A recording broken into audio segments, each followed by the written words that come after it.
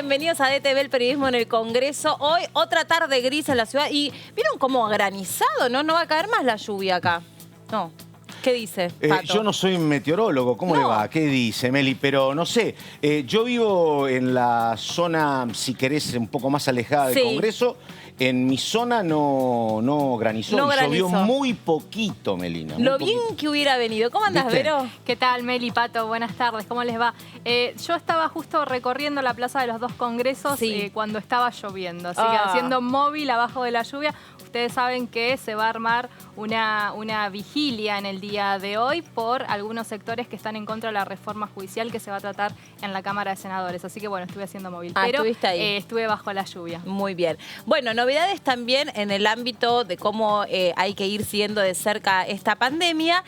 Por supuesto, tiene que ver con la decisión que ha tomado el Gobierno Nacional respecto a este proyecto que había en la ciudad de Buenos Aires de poder poner algunas aulas para conectar a chicos con algunas dificultades en este sentido, y finalmente le dijeron, no señor, no se cumple el protocolo, hay 10 puntos que no están cumpliéndose, así que vuelta atrás con este proyecto y se armó ahí una diferencia importante. Sí, hay en lo que tiene que ver con el tema global, Melina, los números siguen siendo preocupantes, casi 7.800 contagios, casi 180 muertos.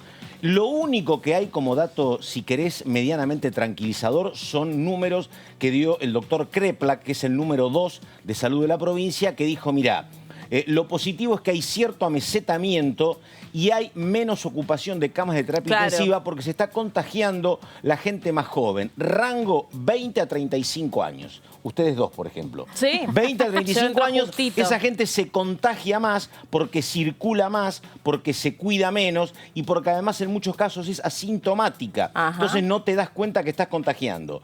Pero afortunadamente la gente de más de 60 se contagia menos, se cuida más y hay menos ocupación de camas de terapia intensiva. Ese es el único dato tranquilizador.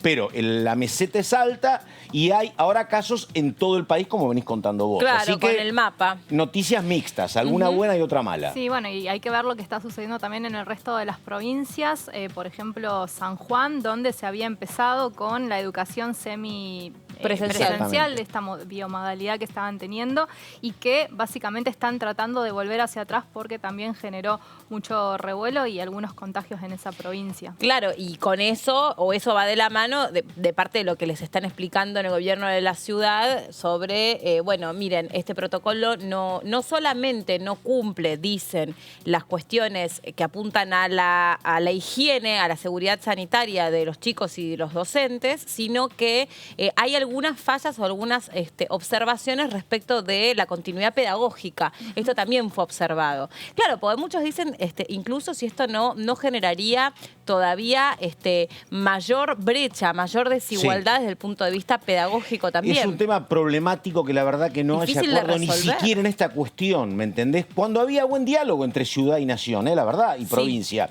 Van a tener otra reunión este viernes, otra vez los tres, Fernández, Larreta y Kicillof.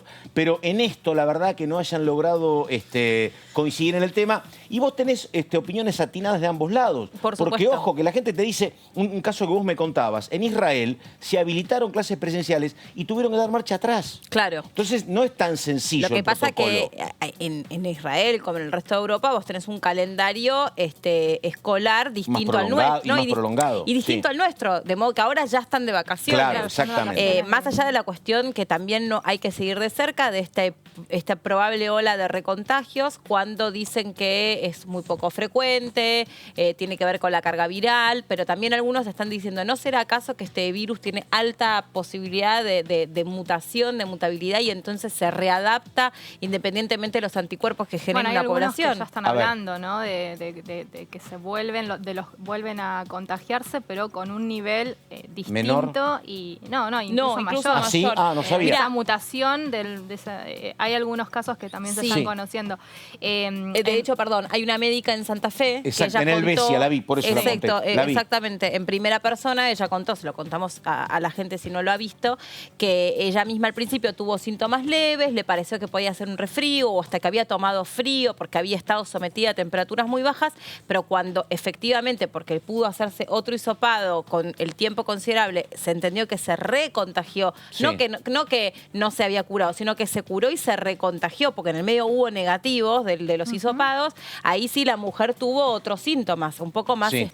notables. Bueno, y alguna de las cuestiones que va a empezar a evaluar también el gobierno de la ciudad, que ya lo estaba evaluando, tiene que ver con el protocolo del último adiós. Este protocolo sí. para los familiares que tienen a una persona, digamos, que ha sido víctima fatal del COVID-19, poder hacer una especie de protocolo para que vayan a despedir los restos de esa persona. Es algo que se está trabajando también desde el gobierno de la ciudad y que se supone se empezaba a implementar en estos días. Exacto. Seguramente se va a poner sobre la mesa en las negociaciones que tendrán con las nuevas medidas que se tomarán de cara a lo que serán los nuevos anuncios tanto a nivel nacional, provincia como ciudad autónoma. Y la otra discusión que se viene es reaperturas sí, reaperturas no, qué va a pasar, preocupa y mucho, esto lo dijeron las autoridades sanitarias de todo el país, lo que está pasando, lo que decía Pato recién, en el interior de la provincia de Buenos Aires, ya no en la zona considerada como AMBA, sino ya en pequeñas localidades un poco más alejadas que están teniendo un alto índice de contagiosidad y lo mismo en algunas provincias como la que mencionabas vos, San Juan, lo mismo en Santa Fe, lo mismo en Córdoba, donde hoy mismo temprano decía Carla Bisotti, no se puede bajar el ritmo de contagio, no se puede controlar como se cree que se empezó a mesetar aquí en la provincia de Buenos Aires en el AMBA. Y además, Meli, tener en cuenta que no solo en algunas provincias que estamos nombrando está sucediendo esto del COVID, sino que se suman cuestiones climatológicas, claro. ¿no? Como la sequía, como los incendios en distintos Córdoba, el Delta, Rosario. lugares de las provincias que, bueno, que están, digamos, sumándose a esta cuestión del COVID y agravando también, el tema no solo de la naturaleza, sino también lo respiratorio de esos lugares, ¿no? Seguro. Vamos a compartir, como todos los días, el informe que nos brinda el Ministerio de Salud cada mañana. 359.638 los casos confirmados totales en el transcurso de la pandemia. Tenemos una tasa de incidencia de 793 casos cada 100.000 habitantes, con una mediana de edad de 38 años y el 6,5% de los casos confirmados son trabajadores de la salud. 7.661 personas fallecidas por coronavirus, con una tasa de letalidad del 2,1% y una tasa de mortalidad específica por coronavirus de 167 personas por millón de habitantes. La edad mediana de las personas fallecidas es de 72,4 años. La transmisión comunitaria se mantiene en las provincias y departamentos que comunicamos en el día de ayer. En la jornada de hoy estamos trabajando de manera conjunta con las autoridades de la provincia de Santiago del Estero para confirmar, evaluando la transmisión comunitaria en la capital, Santiago del Estero, y en La Banda. Las 24 provincias han confirmado casos de coronavirus en el transcurso de la pandemia. Actualmente son 1.990 los casos confirmados que se encuentran internados en terapia intensiva, el 73,4% de los mismos en establecimientos de salud de la Ciudad Autónoma de Buenos Aires y la provincia de Buenos Aires, el 5,9% en Córdoba y el 3,6% en Mendoza. El porcentaje de ocupación de camas de terapia intensiva por patología COVID y no COVID a nivel nacional es del 58,3%. El buen dato son los pacientes recuperados, tenemos 5.599 en la jornada de ayer, lleva un total de altas por COVID de 268.801. Tenemos un número importante de casos notificados en casi todas las provincias del país. Esa meseta alta hace que tengamos que redoblar los esfuerzos en todo el país y especialmente en el AMBA para sostener este logro. Esa ocupación de personas confirmadas con SARS-CoV-2 en terapia intensiva, esas 1.990 personas, ese aumento también es a expensa de las provincias que están notificando un aumento del número de casos, y la ocupación de camas de terapia intensiva por cualquier causa, 58,3 total país, 66,5 en el AMBA. Cuando analizamos las demás provincias, provincias y sobre todo algunos departamentos, vemos con preocupación la situación del sistema de salud de la provincia de Jujuy y trabajamos fuertemente en la gestión de camas y en la atención del sistema de salud de algunas otras áreas, como manifestaron en el departamento de General Roca, en la provincia de Río Negro. ¿Y qué es lo que está pasando ahora mismo en la provincia de San Juan?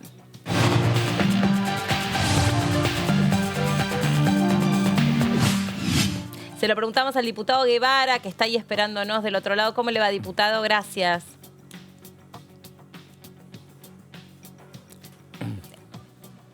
Diputado, está muteado.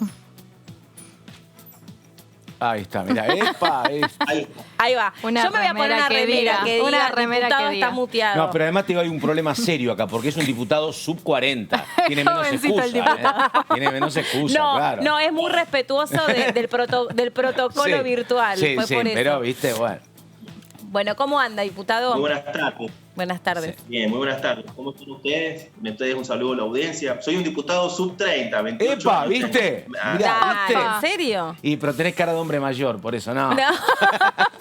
Eso porque es un diputado. Sí, sí. Ya Yo eso iba a te decir agrega sub 10. 30, pero por las dudas, No, ¿viste? no, 28 tiene, mira vos. Como yo. Joven, ¿eh? Bueno, diputado, estamos siguiendo de cerca lo que pasa con la provincia de San Juan. En realidad lo hacíamos pensando en que hace una semana nada más hablábamos con un colega suyo de la provincia y nos decía, sí, ya estamos con esta modalidad, que los chicos empezaron algunos de las afueras del Gran San Juan a volver al colegio y ahora de nuevo todo para atrás. Sí, así es. Precisamente era yo la persona con la que estaban, creo, conversando y ¿Eras vos? hablábamos esto. Pero no tenías 28 ese día. Esto es excelente y lo mejor es que se va a repetir este programa, sí. Sí. Bien. No, les contaba, estamos atravesando en la provincia de San Juan un momento no deseado, pero sí podemos decir muy planificado.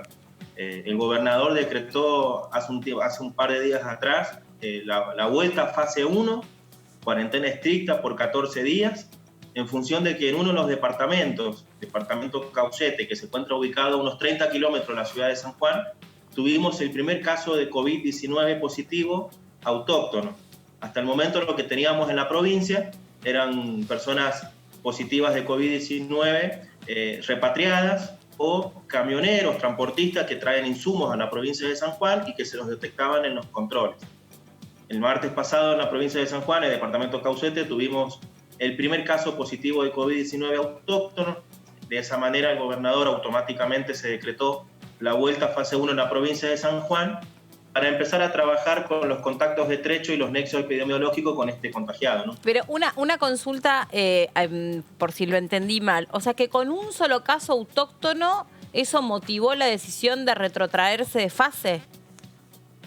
Nosotros en la provincia de San Juan, desde el inicio de esta pandemia, ya por el 20 de marzo, el gobernador conformó un equipo, un comité COVID-19 con diferentes especialistas y diferentes funcionarios y personas especializadas en este tema para trabajar lo que eran los protocolos, y es lo que llevó a que la provincia de San Juan, junto con todos los sanjuaninos, tuviéramos uno de los mejores estatus sanitarios y siendo una de las provincias que comenzó las clases de manera presencial. De esa manera, ese mismo equipo determinó, a partir de esta situación que se provocó en el departamento Caucete, porque automáticamente hubieron contactos estrechos positivos de esa persona, entonces automáticamente el gobernador decretó la vuelta a fase 1. Diputado. De una manera de mitigar por prevención y mitigar también el contagio y que no se convierta el COVID-19 en una circulación viral. Diputado, ¿y cómo fue la experiencia esos días hasta que se decretó la vuelta a fase 1 en el sistema educativo de estos 10.000 chicos que habían vuelto a clases? ¿Cómo estaba yendo la experiencia? La experiencia había sido muy, muy favorable, muy positiva. Existía más confianza también por parte de los padres en dejar y enviar los alumnos a las escuelas, pero a partir de este caso, en ese departamento, se vuelve a fase 1 y tenemos en la provincia lo que se llama contagio por conglomerado, porque todas las personas que vienen siendo casos positivos en la provincia de San Juan, ahora tenemos 173 casos positivos desde el inicio de la pandemia, desde que se provocó esta situación en ese departamento ya llevamos 130 casos.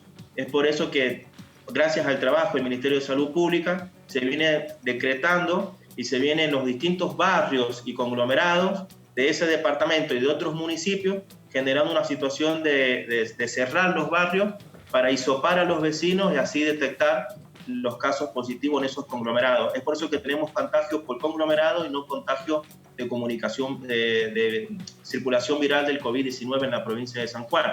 Diputado, perdóneme, en la capital, en San Juan, ¿qué número tienen, no sé si tiene el dato exacto o aproximado, de camas de terapia intensiva? Nosotros tenemos en la provincia de San Juan, desde el inicio de esta pandemia, el gobierno de San Juan con el gobernador, una inversión de más de 100 millones de pesos en lo que fue en los PCR, en camas, en insumos hospitalarios. Tenemos un hospital central en la ciudad de San Juan con un área específica para COVID-19, para situaciones críticas, pero también en los 19 municipios tenemos áreas específicas en los diferentes centros de salud para atención de COVID-19. Bien, en este hospital central, donde vienen a atenderse las personas críticas, con síntomas ya críticos de COVID-19, más de 100 camas, como también hospitales de campaña que casi suman entre esas camas y los 600 camas, aproximadamente unas 800 camas en general, digo, con los hospitales de campaña, los centros de salud y en este hospital central que se llama Hospital Raus. Está. ¿Y cuál es el ánimo general en la provincia? ¿Qué sensación queda cuando uno escucha los comentarios en el almacén, en la farmacia, en la calle, con los vecinos? ¿La gente comprende esta situación que hay que volver a una fase anterior? ¿Está deseosa de que se termine cuanto antes, me imagino, pero respetándolo? Ha sido muy difícil para nosotros en función de que veníamos y teníamos hasta el día martes de la semana pasada, teníamos casi plena actividad en la provincia de San Juan, hasta con la vuelta a clases. Pero los sanjuaninos somos muy solidarios, somos muy responsables, hemos entendido muy bien el mensaje de nuestro gobierno de San Juan, que si nos quedamos en casa y nos cuidamos entre nosotros y cuidándose cada uno, hemos entendido que tenemos que hacer las cosas que nos piden para cuidar de todo. Y de esa manera, probablemente después de los 14 días, un tiempo más, podamos recuperar ese estatus sanitario que nos llevó a ser ejemplo a nivel nacional. Así que los ánimos son como están sucediendo en el mundo y sucede en el país. San Juan no es ajeno. Es una situación difícil, compleja, pero tenemos mucha confianza en el gobierno por todo este trabajo que se viene realizando previo, y como dije al principio, está todo planificado, a pesar de que es una situación, el COVID-19, que genera incertidumbre, que es algo que es nuestro enemigo invisible, pero desde el gobierno, y quiero aprovechar y agradecer también a todo el sistema de salud de la provincia, que son nuestros médicos, nuestros enfermeros, nuestra gente de seguridad, y todos los trabajadores esenciales que están ahora en la calle, haciendo frente a esta batalla, logrando y poder trabajar para frenar y que no sea un contagio de circulación viral el COVID-19. Diputado, y me sumo a esta pregunta que hacía Meli sobre los ánimos, pero imagino igual que debe haber ciertos sectores que deben estar en situaciones complicadas. ¿Qué es lo que dice la calle respecto a el otro carril de la pandemia, que es el económico? El económico, el emocional de ver a su familia. Nosotros siempre en la provincia de San Juan, en el gobierno, hemos priorizado y hemos tenido en cuenta la situación y el estatus sanitario y la salud pública en la provincia de San Juan. Es por eso que desde el gobierno se han generado diferentes herramientas y medidas complementarias a las que son las medidas nacionales que todos conocemos para hacer frente a esta situación. Con respecto a lo que vos me decís en el caso de lo económico. Sí. Sin duda que genera molestia, sin duda que es una situación no deseada, pero por ejemplo contarles que desde el Ministerio de Desarrollo Humano en la provincia de San Juan se han entregado más de 5.000 kits de higiene y 5.000 módulos alimentarios a aquellas familias que han quedado aisladas, que son de estos conglomerados que surgieron estos casos positivos de COVID-19. El gobierno de San Juan antes de ayer y ayer hoy también están trabajando el equipo económico para generar algún apoyo o algún sustento económico a los trabajadores de la salud pública, del sistema de seguridad y desarrollo humano también, por todo el esfuerzo que están realizando en estos momentos. Son medidas complementarias a las medidas del gobierno nacional. Diputado, consulta, usted está en San Juan y a lo mejor sabe más que nosotros. Dígame, estamos a miércoles. ¿Qué información tiene del bloque sobre la posibilidad o no de sesionar esta semana? ¿Qué dato tiene, diputado? Nosotros estamos esperando la convocatoria. Hemos tenido reunión de bloque al comienzo de semana, donde digo vino porque conectados de manera virtual, ¿no? Pero tuvimos una charla con la señora Roberta, la encargada de ANSES, en el marco de lo que estamos trabajando del Fondo de Garantía y Sustentabilidad. Creemos que esta semana, por lo que tengo entendido, podría haber sesión, pero aún no tenemos confirmado y no me han avisado nada, no tenemos confirmado nada con respecto a la sesión, qué día sería esta semana y en qué horario también. Pero estamos nosotros a disposición, trabajando también en otros proyectos para el bloque sumar al gobierno de Alberto Fernández. Pero es voluntad diputado, de ustedes, ¿no? Me imagino sesionar. ¿Cómo? Es voluntad de ustedes sesionar, tener una sesión esta semana.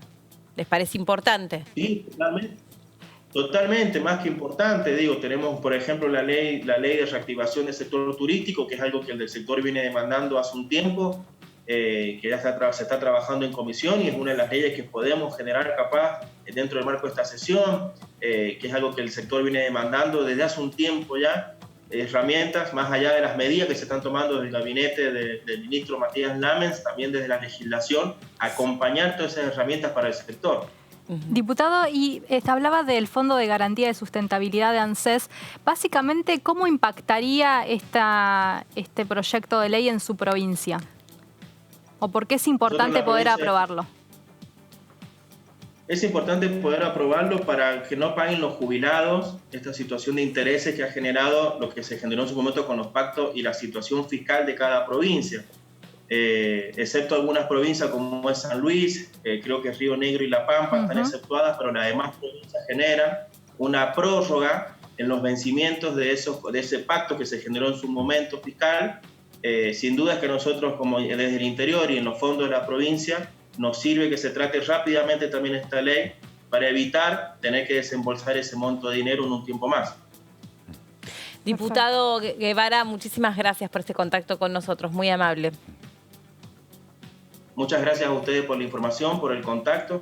A disposición también cuando quieran más información de la provincia de San Juan. Un abrazo grande. Muchas gracias. Bueno, la provincia de San Juan, que me imagino es el espejo donde también se querrá mirar la provincia de La Pampa, que había empezado a presentar un protocolo para el regreso a clases paulatino. Siempre hablamos progresivo, de las escuelas que están con problemas de conectividad. Nunca hablamos porque esto engaña también, ¿no? Vuelve a clase la provincia. Bueno, no es tan así, pero la verdad que había expectativa respecto de, por lo menos en la ciudad de Buenos Aires, por lo que significaba también me parece, no sé qué piensan ustedes, desde el punto de vista simbólico, que se abrieran las aulas como contenedores digitales de alguna manera. O lo de que pasa es que hay un choque entre mucha necesidad de tener cierta normalidad en la vida, eso incluye que los chicos vuelvan a la escuela, de trabajar in situ. Hay un choque entre eso y la cantidad de casos, Meli, ese es el problema. Claro. Que uno quiere avanzar, digo, particularmente nuestro gremio, está como afectado por decenas de casos. Es una situación muy complicada. Entonces,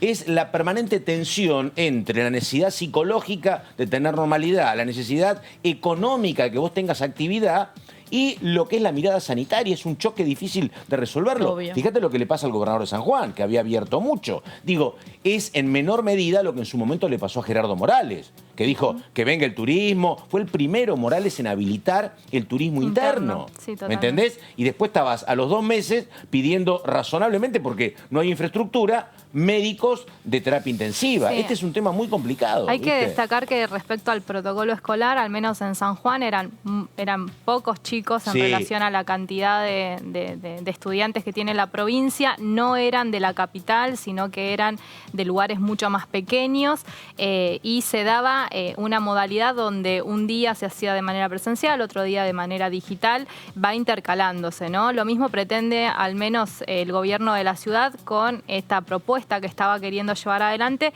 que era ir a un foco, a un nicho específico de estudiantes que por alguna u otra razón en estos meses de clase bajo esta modalidad remota no habían estado presentes de ninguna forma y que tiene que ver con un poco la deserción escolar, se cuela, digamos, la deserción escolar que hay en nuestro país, en el nivel educativo, y que básicamente son como unos 5.000 que la Ciudad Autónoma de Buenos Aires quería como recoger y tratar de llevarlo de manera presencial en algunos establecimientos. De todas maneras, lo que yo tenía entendido, según el Ministerio de Educación porteño, es que se los va a ir a buscar igual por más que las clases no se vuelvan de manera presencial. Porque no estamos hablando solamente de chicos que por algún motivo están demorando su continuidad pedagógica. Estamos hablando de algo que me parece muy interesante porque desde la Ciudad de Buenos Aires se lo nombra así, el contacto con la escuela. El contacto con la escuela que es extra pedagógico,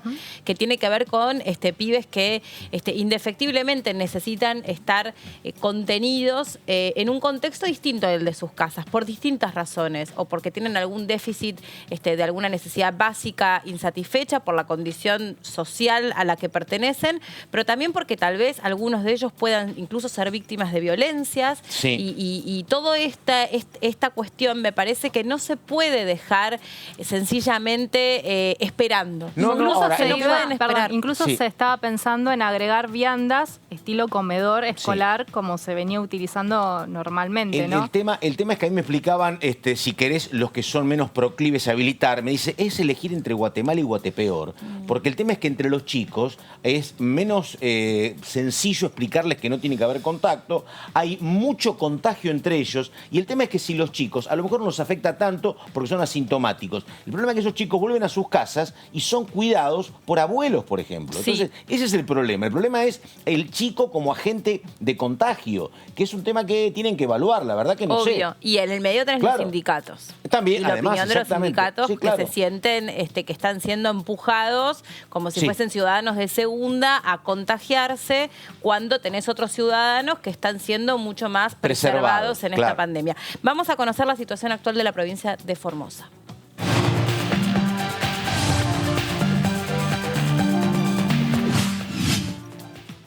Se lo preguntamos al diputado Burjaile, que ya está en comunicación con nosotros. ¿Cómo le va, diputado? ¿Cómo anda? ¿Cómo anda usted? Buenas tardes. Muy bien. Bien, muy bien. Muchas gracias por recibirnos. Bueno, la situación en la provincia de Formosa es bastante alentadora dentro de la cuestión de la pandemia, ¿no? Me refiero a los contagios. Después profundizamos. Bueno, Formosa fue una provincia que estuvo mucho tiempo con 0 casos. Se cerró muy temprano, allá creo que alrededor del 10 de marzo, Formosa cerró todos los accesos. No hubo circulación viral autóctona, digamos, y eso permitió estar casi 70, 80 días, no recuerdo, no más, capaz 100 días sin circulación viral. Y después, bueno, pero estaba prohibido ingresar a la provincia. Con los sucesivos ingresos y la forma de aislamiento colectivo que hubo en centros de aislamiento, bueno, se dieron una serie de brotes y hasta ahora todos los casos que se han registrado son brotes de personas que han llegado de fuera de la provincia y que felizmente no se ha diseminado por el interior provincial. Así que desde el punto de vista epidemiológico, la verdad que estamos conformes. Obviamente hay algunas cuestiones que reclamamos, porque en algunas actividades está casi en fase 1, digamos, ¿sí? No hay deportes individuales, bares y restaurantes no están habilitados, parece difícil ingresar a la provincia. Hoy la provincia, para ingresar, tenés que tener un hisopado negativo, ingresás, te hacen otro hisopado que tiene que dar negativo y a eso hay que agregarle 14 días de aislamiento. Bueno, indudablemente que se hace todo muy difícil. La Argentina está hoy todo en compartimentos estánicos. Hoy si queremos salir de Formosa, cruzamos el puente y en el Chaco nos piden un hisopado negativo. Claro. Entonces, en Corrientes lo mismo, ¿no? Es decir, transitar por la Argentina tenés que andar con un certificado libre de COVID por todo el territorio nacional. Diputado, hablaba de algunas cuestiones que tienen que ver con otras problemáticas que se están dando en la provincia, y tengo entendido que usted ha presentado un proyecto para declarar la emergencia agropecuaria en esa provincia debido a la sequía que hay. ¿Cómo está la situación? Sí, bueno, es dramático. A mí me toca, como formoseño y como productor agropecuario, diría que en la provincia de Formosa en esta época deberíamos tener alrededor de 500 milímetros más de lo que tenemos. No ha habido lluvias en los últimos 4 o 5 meses, y las que hubo fueron escasísimas. Todo lo que conocemos como bañados, esteros y todos esos reservorios de agua están absolutamente secos. Los pastizales naturales están amarillos, como si fuera que está el trigo para cosechar, para contarle a algunos cómo están. Hubo heladas, algunas heladas importantes, y las heladas se sienten mucho más en las pasturas cuando hay sequía, cuando no hay agua. Entonces estamos en un momento muy difícil, porque es un momento de la producción donde nacen los terneros, hay mayor requerimiento nutricional de las madres. Entonces, la verdad es que hemos pedido que se declare la emergencia, no solamente por la necesidad de preservar el pago de impuestos, de las obligaciones de la banca oficial, postergar el pago de impuestos, sino que si esto no viene acompañado de créditos para recomponer el capital de trabajo, no va a servir de mucho. Y en cuanto a la cuestión impositiva, perdón, Pato, sí. hay un... Perdón, Méndez. No, pero perfecto, pero yo no sabía que me estabas viendo, por eso. No, dale. Dale. En cuanto a la cuestión impositiva, hay mucha gente que está haciendo venta forzosa y que si no declarás la emergencia, terminás pagando impuestos a las ganancias, ¿no? Entonces, creo que se hace necesario la declaración de emergencia. Quiero decir que la misma situación de Formosa está pasando en casi todo el país, en el norte mucho más que en esta zona. Diputado, mi pregunta tenía que ver con lo siguiente. Recién hablamos con un colega suyo de la provincia de San Juan, del Frente de Todos, y él decía que no tiene todavía ninguna confirmación oficial sobre sesiones esta semana. Hoy miércoles no va a haber, pero bueno, está la opción del jueves, del viernes, mañana sesiona el Senado. Le pregunto, ¿ustedes como Juntos por el Cambio suponen que puede haber alguna convocatoria? ¿Qué pasa si el oficialismo consigue quórum? ¿Ustedes participarían? ¿Cómo está ese tema, Burjaile? A ver, hay dos cosas. Primero, hasta el día de anoche hemos tenido, anoche de ayer tuvimos una reunión, algunas comisiones, y estaba el presidente de bloque. Hasta el día de hoy no ha habido comunicación. Voy a hablar hasta anoche, ¿no? Sí, por eso. Voy a hablar hasta anoche porque si no podría estar faltando la verdad. No ha habido comunicación entre el presidente de la Cámara y el presidente del Interbloque. Por lo tanto, no tenemos conocimiento de absolutamente más que los trascendidos periodísticos. Ahora, tenemos un protocolo que está caído. Hoy no podemos sesionar sin protocolo. Y ese protocolo es el que tenemos que hablar con la presidencia de la Cámara y con los otros bloques, ¿cierto? Nosotros veníamos renovando el protocolo cada 30 días, estamos dispuestos a avanzar y tocar los temas que hagan falta. Creo que hay algunos proyectos que están dando vuelta y que creo que es menester que lo hablemos, pero también coincidimos que no podemos seguir tratando de la forma que se trata, en forma virtual, un proyecto tan serio y tan importante como es la reforma al Poder Judicial. Diputado, ¿no? Y en este sentido, una de las iniciativas que está al menos en danzas para tratarse, no sabemos si el jueves o el viernes, es el Fondo de Garantía de Sustentabilidad de ANSES. Ese proyecto, ¿ustedes estarían de acuerdo en avanzar en su tratamiento? No sé cómo impactaría en Formosa. A ver, ese proyecto lo que tiene para nosotros tenemos algunas objeciones. En primer lugar, la tasa con la que se refinancian las provincias, el plazo con el que se refinancian las provincias. Seguramente vamos a tener un dictamen propio al respecto. Creemos que se limita bastante lo que es el fondo de reparación histórica, ¿no es cierto? Lo vuelca al presupuesto y no dentro de lo que es el fondo de garantía. Por lo tanto, nosotros no tendríamos problemas en abordar, pero creemos que esto hay que solucionar los problemas que tienen las provincias. Las provincias reclaman, hay una deuda preexistente de Nación de la época anterior al gobierno de Cambiemos, que las provincias reclamaban, que era el famoso 15% del fondo de las jubilaciones, en un fallo de la Corte, que hubo 3 provincias que iniciaron juicio y que tuvieron sentencia, que son Córdoba, Santa Fe y San Luis. Entonces, en ese momento el gobierno de Cambiemos lo que hizo es darle del fondo de garantías un crédito a las provincias y absorbía una parte de la tasa del Tesoro Nacional.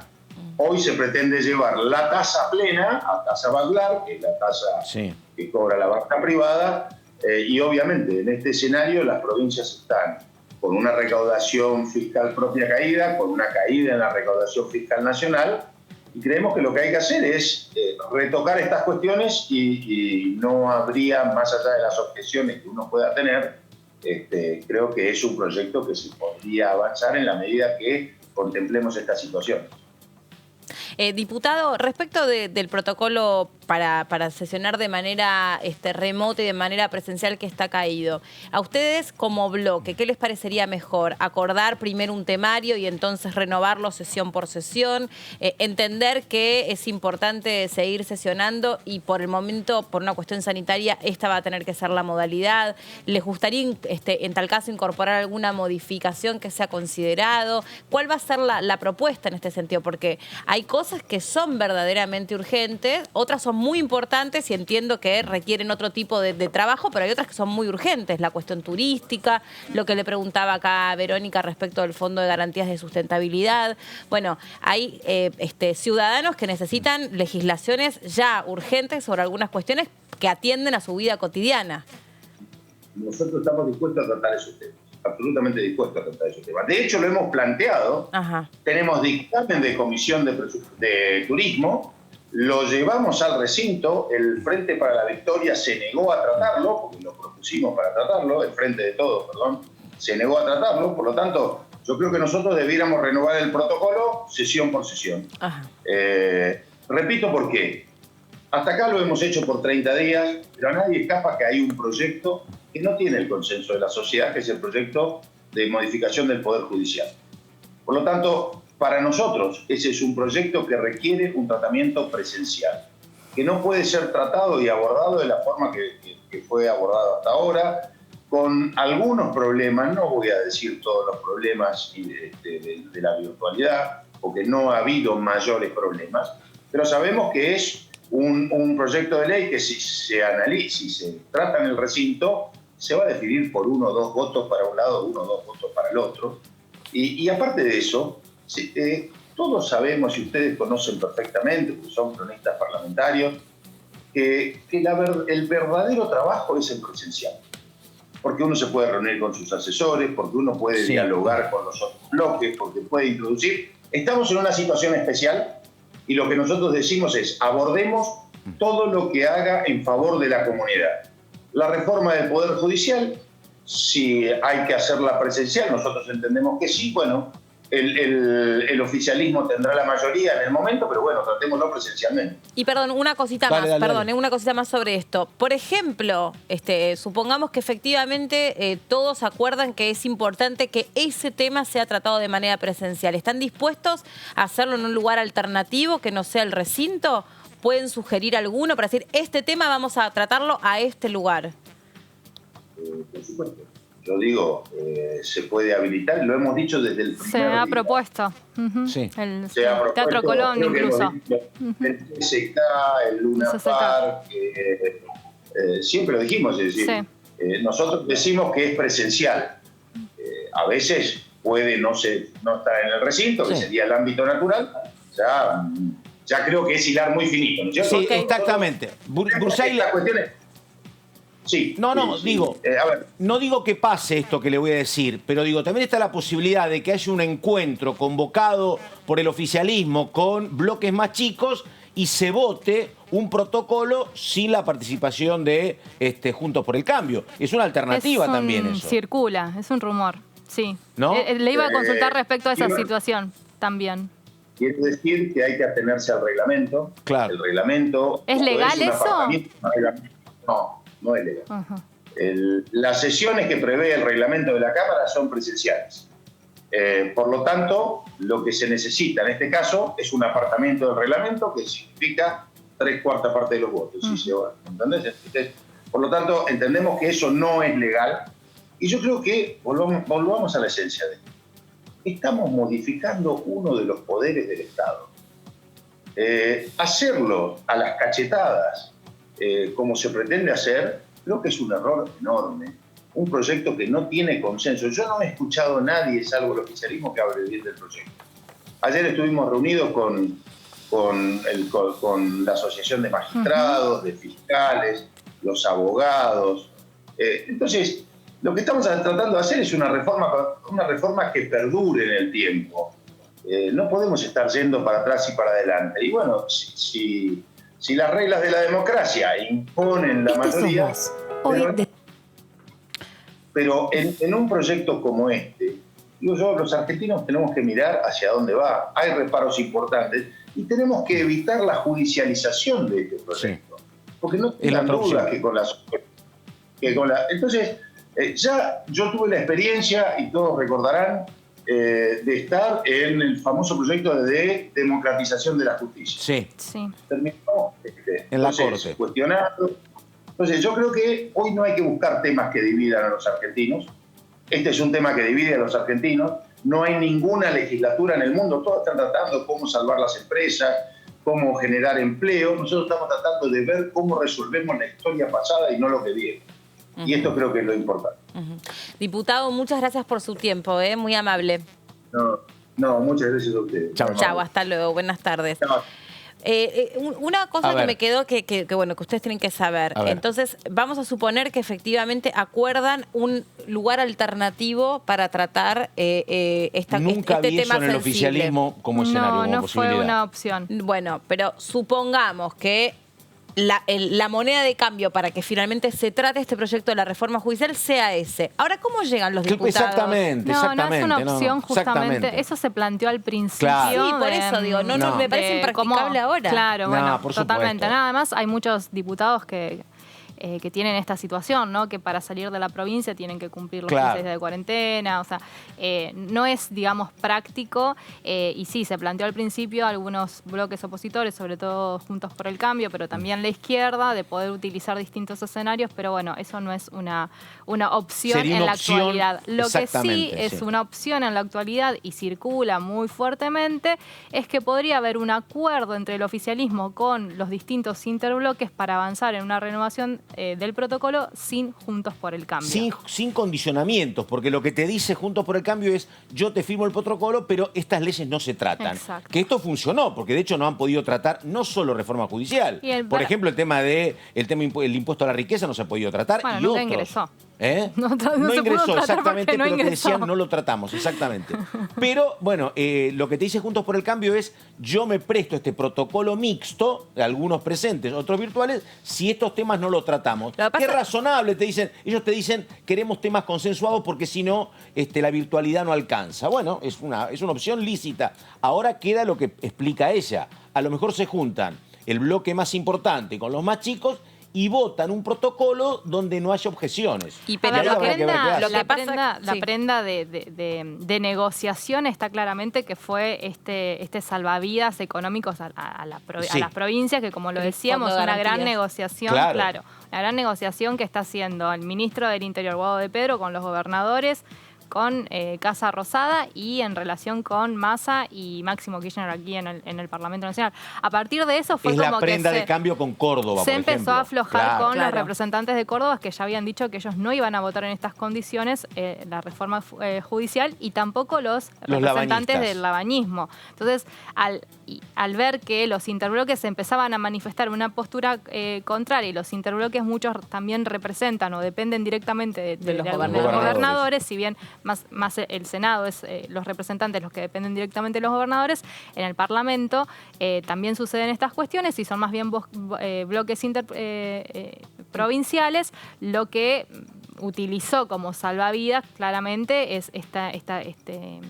incentivo económico para poder solucionar o frenar esta posibilidad de que durante todo el mes de agosto no haya ningún tipo de sesión. Lo que pasa que a mí me gustaría saber en este sentido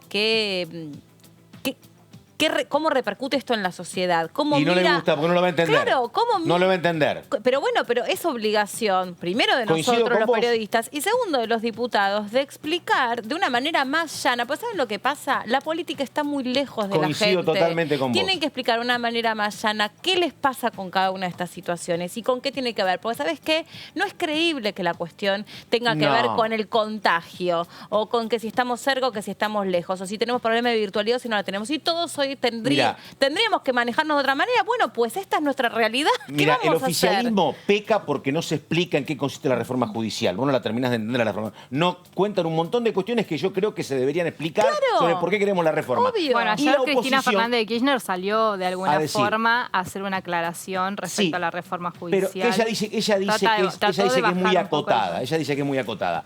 Pero perdóname, la oposición se escuda en el protocolo, pero que lo que no quiere no es discutir el protocolo, lo que no quiere es la reforma.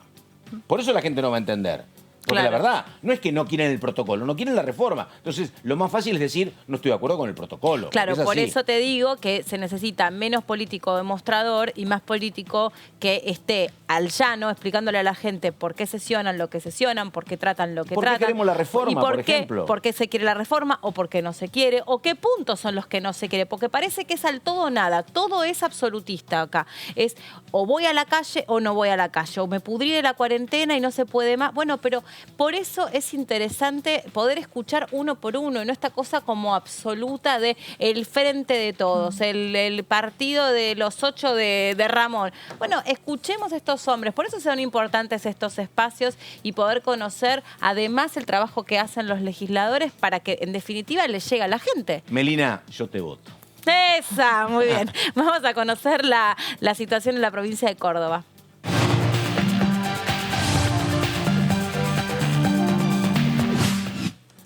Está conectado el diputado Fernández con nosotros. ¿Cómo le va, diputado?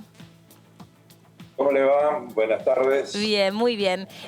Bueno, estábamos queriendo conocer provincia por provincia la situación de cara a la pandemia todos los días. ¿Cuál es la situación en Córdoba? Bueno, en Córdoba doble preocupación, ustedes conocerán, además del incremento de los contagios, una preocupación porque para esto nada más efectivo que la prevención, que cuidarse, en este caso la provincia con el aislamiento y con los protocolos, pero evidentemente hay sectores que no cuidan esto, sobre todo el origen de los contagios se dan en reuniones sociales y ustedes han visto que lamentablemente Córdoba en estos últimos días viene ascendiendo en el número de contagios, en ocupación de camas, pero se le agrega otra situación compleja que son los incendios, ¿no? Sí. Amplias zonas con los incendios forestales que también provocan que algunos de los centros asistenciales de la zona no tengan las mejores condiciones, porque estamos hablando de que son, en el caso de los contagios de coronavirus, sea en camas comunes, intermedias. Ahora, diputado. O terapia intensiva, son enfermedades respiratorias, ¿no? Y lo que está acá es una sequía de mucho tiempo, con un ambiente altamente contaminado por cenizas en suspensión y humo, ¿no? Ahora, diputado, se detuvo por lo menos 3 personas y se determinó que gran parte de los incendios eran intencionales. ¿Qué buscaba esta gente? ¿Se supo? ¿Por qué lo hacen? ¿Con qué tiene que ver? Mire, los incendios en Córdoba es una práctica que ha determinado que políticas ambientales no efectivas determinaron, ustedes sabrán, que en Córdoba desaparecieron más del 95% de los bosques nativos, que donde se conservan bosques nativos con especies que están adaptados para resistir sequías, son en las sierras de Córdoba, donde es más difícil también combatir los incendios cuando ya se declaran. Los incendios provocados en su inmensa mayoría, porque no ha habido tormentas eléctricas, no hay una gran cantidad de vehículos que podrían por el escape, una colilla de ceniza está demostrando, los bomberos están informando, no se dan en esos lugares, se dan por quemas irresponsables y en algunos casos con intereses inmobiliarios, ¿no? En la zona de Valera, cerca de los country, con zonas que son verdes y pretenden ser mal urbanizadas, está costando muchísimo mantener los espacios, las zonas que son reservas naturales, no tienen los recursos necesarios como para frenar en el inicio. Hay un enorme labor de los bomberos, la inmensa mayoría de ellos bomberos voluntarios de las localidades, ¿no? Una actitud de la población de Córdoba de solidaridad. Hoy los clubes de fútbol, los dos principales, Talleres y Belgrano, recogiendo donaciones, pero también las ONG, los mismos sectores políticos, estamos llevando lo que hace falta. El problema es la prevención. La prevención y tener una efectiva lucha contra el fuego, pero controlando, porque casi siempre son los mismos lugares. Ustedes, algunos los veo, tienen años de periodistas, ¿no? Y en Córdoba siempre pasan, se ríe el varón ahí porque es el que tiene más yo experiencia. Cuando habló de años hice así, cerré la boca. Sí. Apuntó. ¿Cuántas veces han cronicado incendios en Córdoba? Permanentemente. Sí. Y siempre se avanza, y cada vez menos bosque nativo, menos producciones regionales, apícolas. Bueno, dentro de unas horas vamos a tener la reunión de la Comisión de Ambiente, que va a tratar el proyecto de humedales, donde van a exponer representantes de Córdoba también, en este caso guardabosque y bomberos, que ya estaban anotados de antes, porque humedales hay en todo el país. Sí, por diputado, eso justo le iba a preguntar sobre ese proyecto de ley que viene debatiéndose en esta comisión. ¿A cuánto estaría de poder firmarse un dictamen, de poder bajar esta iniciativa en el recinto? Porque, bueno, viene siendo debatida ya hace unas semanas y vemos la realidad en los distintos puntos de las provincias con respecto, bueno, un poco lo está contando usted en la situación de Córdoba, ¿no? Sí, pasó en las islas también, sí. Toda la zona del litoral.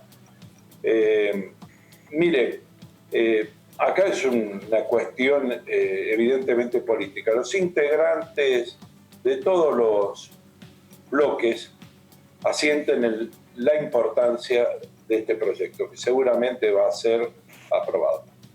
Pero para tener dictamen tiene que funcionar la comisión, tiene que haber acuerdo y lamentablemente no hay protocolo. Sin embargo, porque asisten destacados especialistas. En la última sesión participan productores, representantes de Federación Agraria Argentina en esta zona, pero como humedales hay en todo el país, y tiene una importancia estratégica la preservación del agua, la preservación del suelo, y tenemos leyes que no alcanzan que adhieran las provincias, porque luego la ley nacional, por ejemplo, la ley nacional de bosques, luego necesita la adhesión de las provincias, claro, porque es potestad de las provincias legislar y controlar el tema.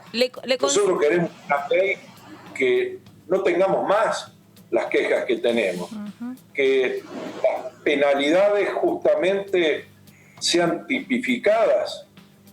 Algunos, la multa que establecen algunas provincias, lamentablemente, son pocos pero poderosos productores o desarrollistas urbanos, lo consideran una inversión a la multa, es decir, la ponen dentro del costo de la inversión. Diputado, perdón. Entonces, Ya que hablábamos de bajar al llano y explicar, antes que la entrevista con usted, ¿me puede resumir qué reza ese proyecto de ley de los humedales? ¿Qué son? ¿Para qué sirven? ¿Qué es lo que vendría a legislar o a ordenar? A proteger. Claro, o a subsanar esta ley.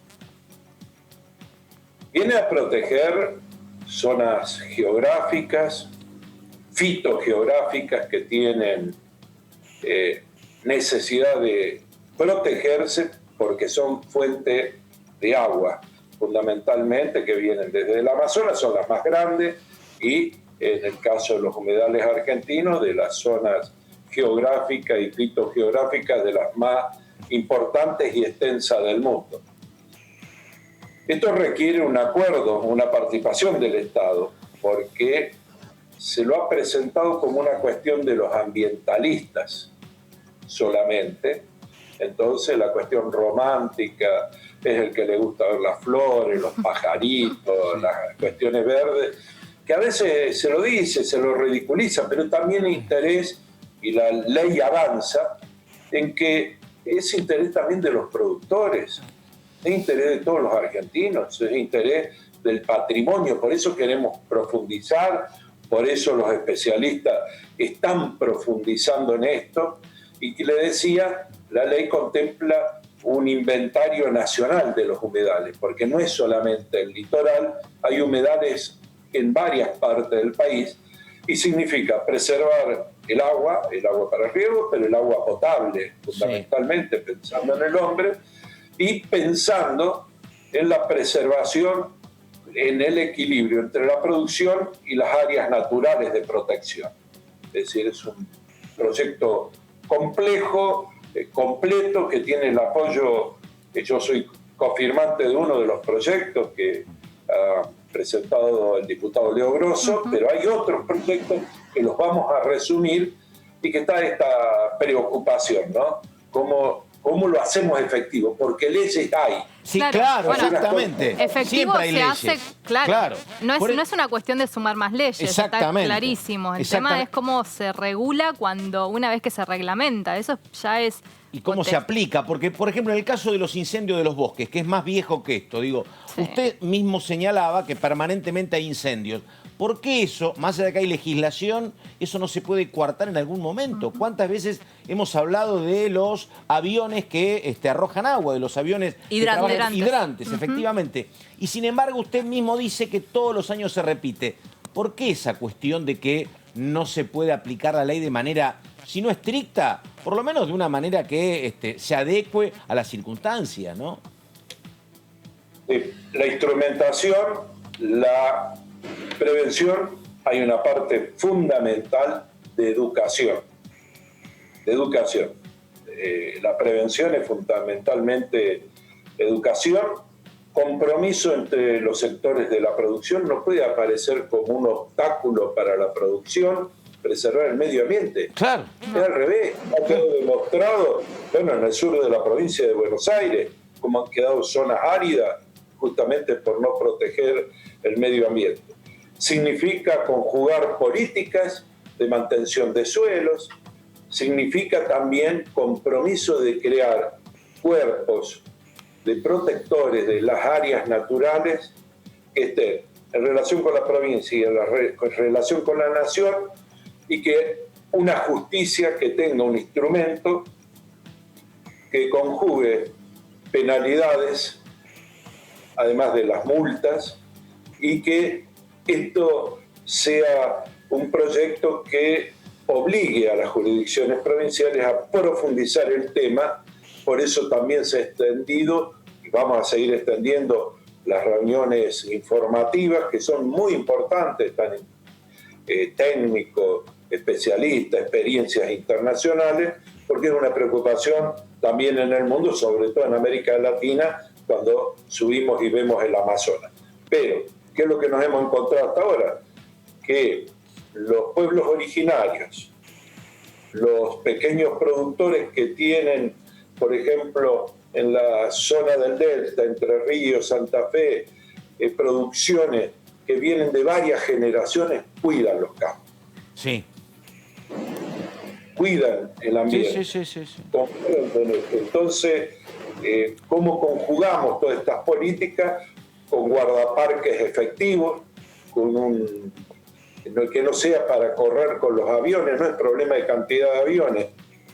Yo estoy viendo por la ventana, veo el humo, es la prevención, es en los lugares que está instalado, cómo dejamos de hacer zona de protección natural sin los presupuestos y las educaciones necesarias, y cómo prevenimos. Y aparte, fundamentalmente prevenimos, y que no sea contraproducente y digan, bueno, esto me sale caro, me sale más barato quemar para tener mejor pastura, sin contemplar que pasa el alambrado y quema bosques nativos, o dejamos sin producciones, por ejemplo, en el caso de Córdoba, las mieles. Y hay otra cuestión, más allá de la pérdida a nivel producción, que en general son pérdidas que llevan muchos años poder recuperar esos terrenos para tal fin. ¿Cómo cambia esto toda la biodiversidad? Claro. ¿Cómo afecta esto a muchísima cantidad de especies animales y también de la flora, sin lugar a dudas? Y es irreversible, es un daño que es irreversible. Y después usted calcule en Córdoba, es todo en la economía. Está el pequeño productor de cabritos, que en la zona de Ixchilín, no sé, alguno de ustedes seguro ha venido alguna vez de turismo a Córdoba. Sí. También Capilla del Monte, La Cumbre, ¿no? El Zapato, el Uritorco, el pan de azúcar. El pan de azúcar se quemó, claro. Es un pan negro en este momento. El azúcar negra. El azúcar quemado. Es flora, entonces es riqueza de Córdoba. ¿A qué va a venir el turista? ¿Va a ver? Sí. Le digo, hay videos que me están pasando por ver los guardabosques, nada. Claro. Ver zonas enteras que ahora, se han protegido hasta diputado, Lagartijas, ¿no? Perdóneme, yo no sé si usted es un hombre de fe, pero está claro que Dios no es peronista, porque, digo, tienen la pandemia, tienen los incendios, tienen inundaciones, sequía. La verdad que ha sido un año, pero malísimo en ese aspecto, me parece, ¿no? Sí, hay que remarla. Yo creo que hay una cosa, también esto que usted dice, sí, pone a prueba a las sociedades, también a la solidaridad.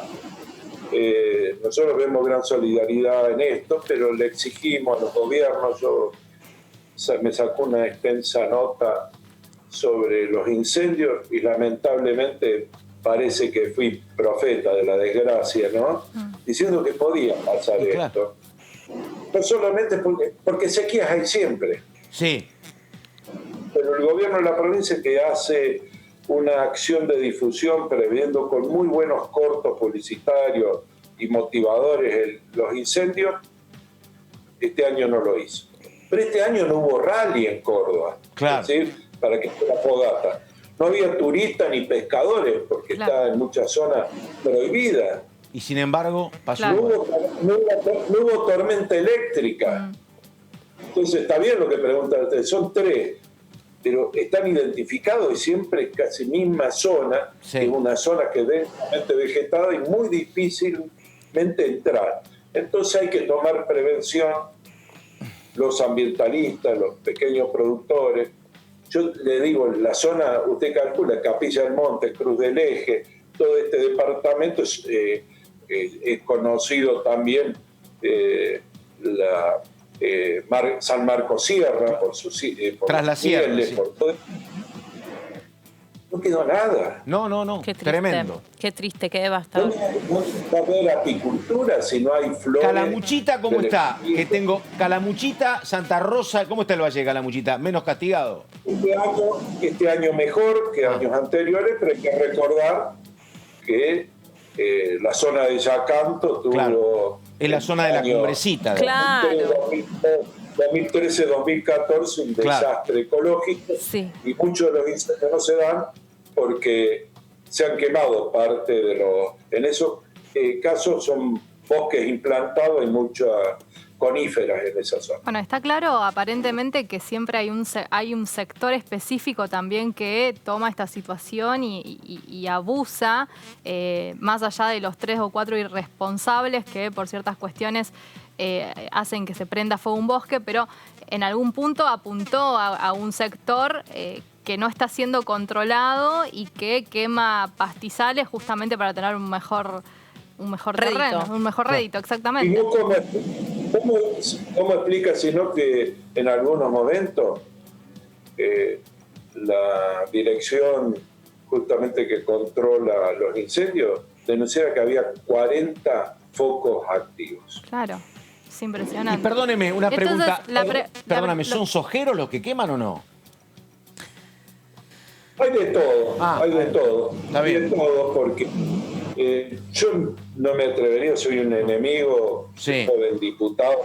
Joven, no, pero diputado joven, es decir. Entonces, y yo vengo firmemente dispuesto a hacer una política de no acusar cuando no hay... Por supuesto. Pruebas. Cuando uno no tiene certeza. Ahora, cuando uno ve las zonas, son zonas que justamente... Dudosas.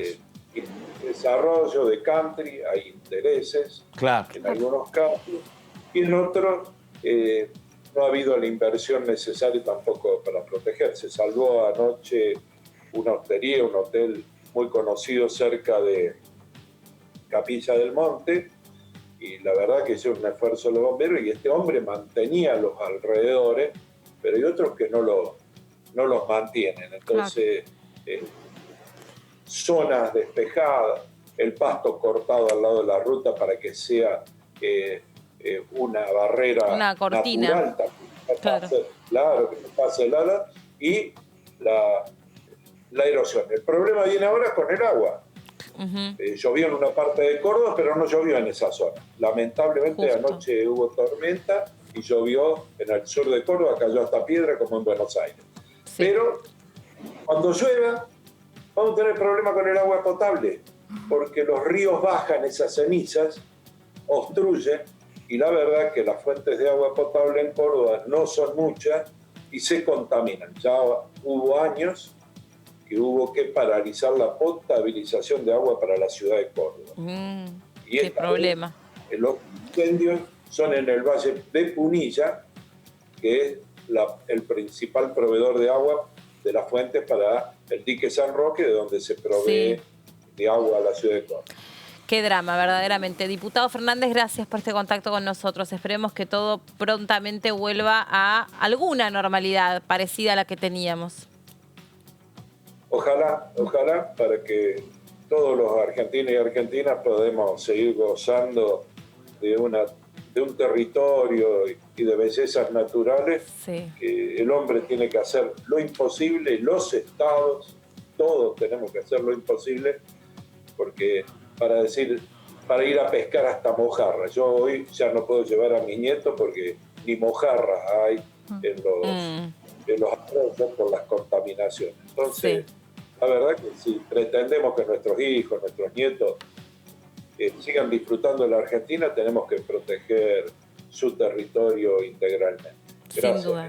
No, gracias a usted, muy amable por atendernos. Y además fue muy pedagógico el diputado. Muchas gracias, muy amable, que tenga buenas tardes. Y muy concreto también, ¿no? Porque es en lo que caemos y hablamos siempre finalmente. Siempre hay ciertos sectores que por alguna razón terminan siendo privilegiados por sobre las leyes. No es una cuestión de sacar más leyes, no es una cuestión de aplicar las leyes hoy con todo el rigor a los que se le deben aplicar. Estudia incrementar las penas a quienes infligen delitos y cometen delitos en el tema de la pesca en el sur continental. Digo, ahora descubrís que, por ejemplo, te están robando, pero es una cosa que tiene 50 años. Eso es lo que pasa. Los otros días discutían que en la policía hay maltrato para los detenidos. Bueno, hace 40 años que hay maltrato para los detenidos. Digo, ¿la ley te llega tarde o no te sirve, efectivamente? Sí, por supuesto. Y además, en general, las instituciones responden tarde respecto de los cambios lógicos que va presentando una sociedad y el temario que va requiriendo una sociedad. Va de suyo que tenés que proteger los humedales, ¿no?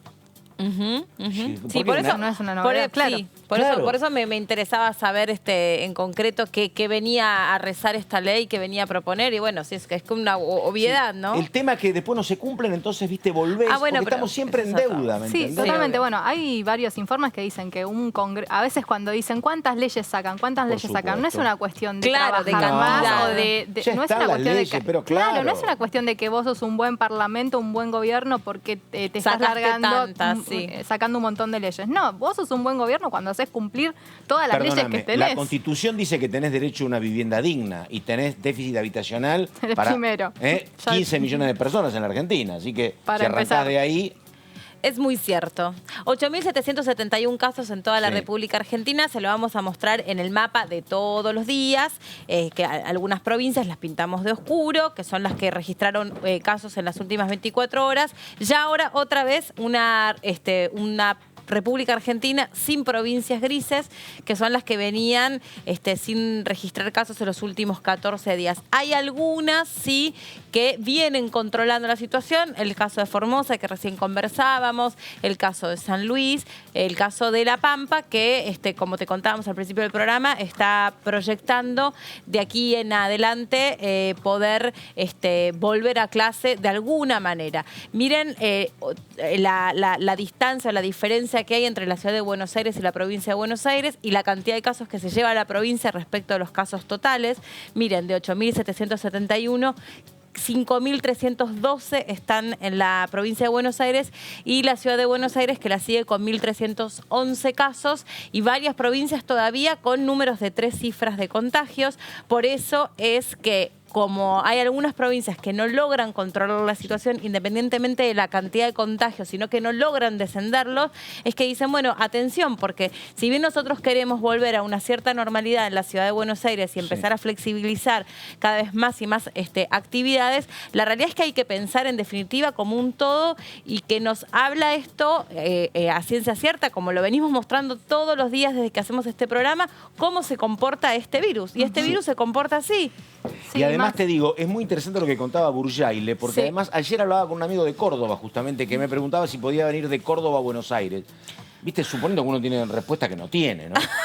Por supuesto, porque además cada caso es muy particular, ¿no?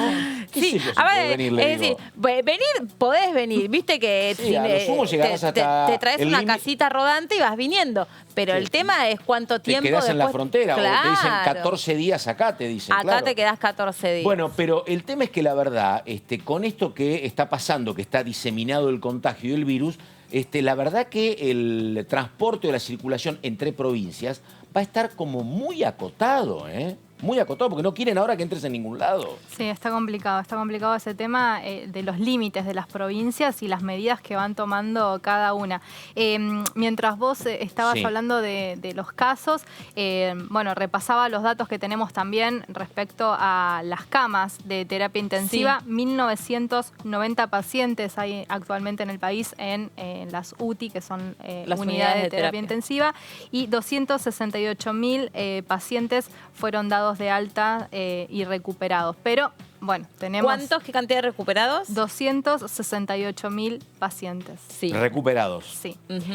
Hay que ver, ¿no? Porque estamos hablando de que hay unos rebrotes, hay que ver en qué condiciones. Lo que me gustaría que se incorpore también, se lo sugerimos desde acá humildemente, la cantidad de donantes de plasma.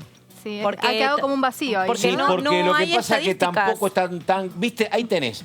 Legislen. Y estaban legislando medio apurados. No había ninguna certeza de que esto te curaba, ¿no? No había, la verdad. Eran algunos indicios. Es un tratamiento, no te cura. Exactamente, bueno. Pero me parece que hay poco donante y tampoco están militando la alternativa tanto los propios médicos, me parece. De hecho, el proyecto que se aprobó en el Congreso de la Nación, que tenía que ver con una campaña de donación, no hay mucha difusión, ¿no? Y perdóname, te pregunto en serio, en la isla, en Tierra del Fuego, ¿cómo están? Porque ahí la verdad que es más difícil acceder, ¿no? Sí. Digo, ¿y cómo están de contagio? ¿Por qué aclarás que le preguntás en serio? ¿Acaso no preguntás en serio siempre? A veces no. Pero digo, pero en serio, ¿cómo están con los contagios ahí? ¿Mal?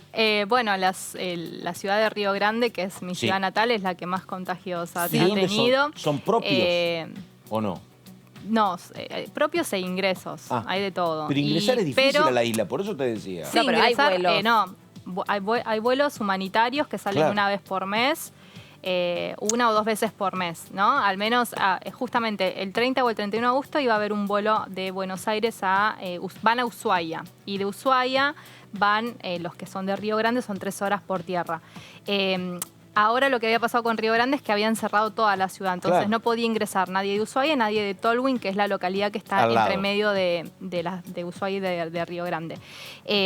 Y entonces el vuelo simplemente directamente va a Ushuaia. Lo que se está haciendo en la provincia es cumplir 14 días de cuarentena en Ushuaia, en 4 o 5 hoteles que son recomendados por el gobierno, y a partir de ahí ya podés, digamos, dirigirte al lugar donde vas. Y también solamente puede viajar aquella persona que tenga domicilio constituido en Tierra del Fuego. Claro. ¿No? Son las que pueden volar en estos vuelos humanitarios. Yo, por ejemplo, podría hacerlo, pero estamos evaluando esa posibilidad y estamos muy pendientes de que se puedan empezar a abrir más los viajes, ¿no? El tema es que vos vas y tenés que cumplir cuarentena. Y cuando volvés, también. Se supone que sí, pero acá hay algunos dirigentes que viajan, van, vienen y no entran ni cumplen cuarentena en Capital Federal. Claro. No sé cómo será.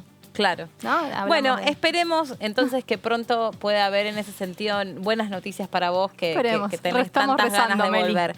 Muy bien, récele al Dios Fueguino, a ver si se cumple. 51 contagios hay en Tierra del Fuego registrados en las últimas 24 horas. 51. Bueno, hoy es el día del vacunador y la vacunadora, por eso el Ministerio de Salud, como cada mañana, no solo brinda el informe que pone en números la pandemia, sino que en general suele invitar a algún especialista de acuerdo a la efeméride correspondiente. Hoy, por el día del vacunador, invitaron y generaron este encuentro. Este es el segundo año que festejamos, celebramos el Día del Vacunador y la Vacunadora. Esto fue establecido por la ley 27.491 ya hace 2 años, y como decía Carla, todo ese impacto ha sido generado porque tenemos personas en cada rincón de nuestro país que acercan esas vacunas a cada una de las personas que están dispuestas a recibirlas y a toda la población objetivo. Es múltiples las tareas que hacen cada vacunador y cada día.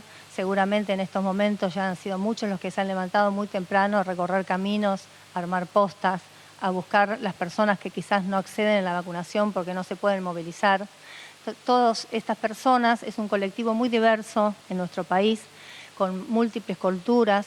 Son personas que surgen mayormente de las comunidades donde ellos trabajan, y en esa diversidad los une un gran amor y una gran pasión por su trabajo.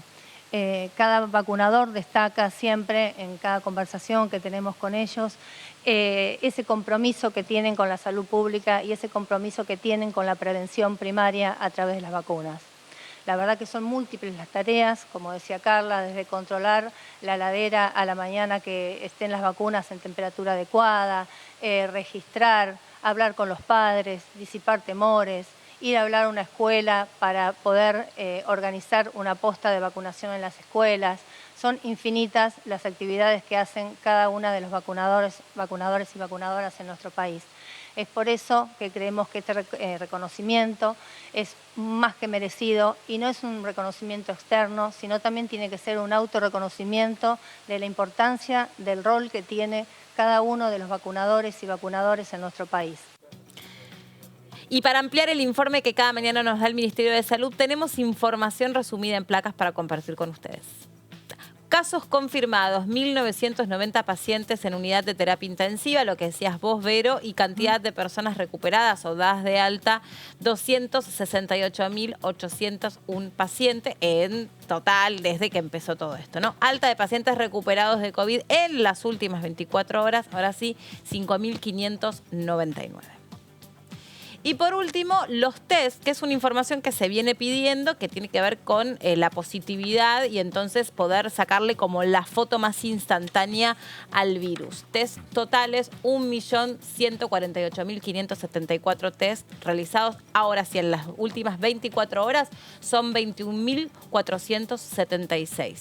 Y test por millón de habitantes, 25.311. La positividad dicen que está alrededor del 30% en general. Bueno, cuando vos te pones un poco, insistente con algún científico, le decís, che, vienen desde abril diciendo que ya vamos a llegar al pico. Sí. Estamos casi en septiembre, el pico nunca llega, y seguimos con 200 muertos, a veces 300, 8.000 contagios, porque la semana pasada estábamos en 6.000 y dicen, tal vez esta es la meseta. No, ahora la meseta es 8.000. Bueno, lo que te dicen de manera casi defensiva es lo siguiente. Primero, lo que yo te contaba más temprano, que los contagios son de gente más joven y que eso es menos grave, ocupan menos camas. Y lo otro es que te aparecen más contagiados porque hay más testeos. Claro. Estamos testeando muchísimo más, pero presumible. También, pero bueno, no sobre sé. el final... Yo quiero que lleguemos al pico y empiece a bajar esto, pero bueno, no pasa. Yo quiero que bajen los precios.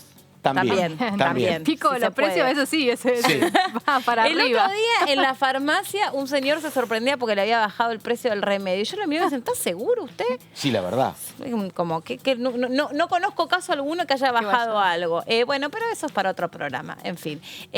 Respecto a lo que decías vos, en la ciudad de Buenos Aires, el ministro de Salud porteño decía o explicaba la semana pasada que ya no había tanta positividad en los test que se salía a hacer porque ya no había a dónde ir a rastrear el virus porque estaba bastante contenida la ciudad. En la ciudad, Eso capital. Pero... Y lo que resaltaba también Quirós es que en los barrios comunitarios la transmisión estaba casi ya, el contagio estaba casi acabado, digamos, ¿no? Esto es la verdad, es como una crónica anunciada en el sentido de que empezó en la capital y con toda seguridad el primer lugar que quede globalmente más limpio va a ser la capital, porque esto necesita un tiempo de instalación. Después pasó el primer cordón, segundo cordón, tercer cordón, zona rural, provincia. Digo, se estima, coincidiendo con lo que dice el ministro de Salud, que la ciudad de Buenos Aires fue la primera en empezar, debería ser también la primera en ir terminando esto, me parece.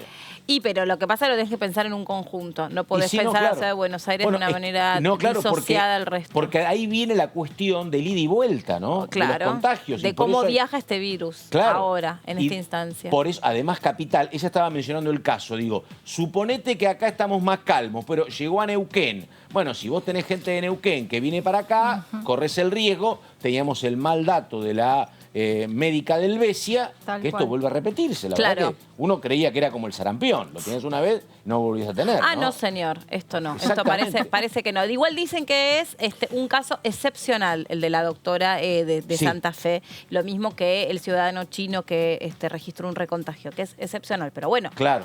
Pero... está dentro de la estadística, obvio, por supuesto. Bueno, hasta aquí hemos llegado nosotros. Muchas gracias por haber estado del otro lado. Siguen ustedes con DTV, el periodismo en el Congreso y toda la programación preparada para ustedes. Chau, hasta mañana.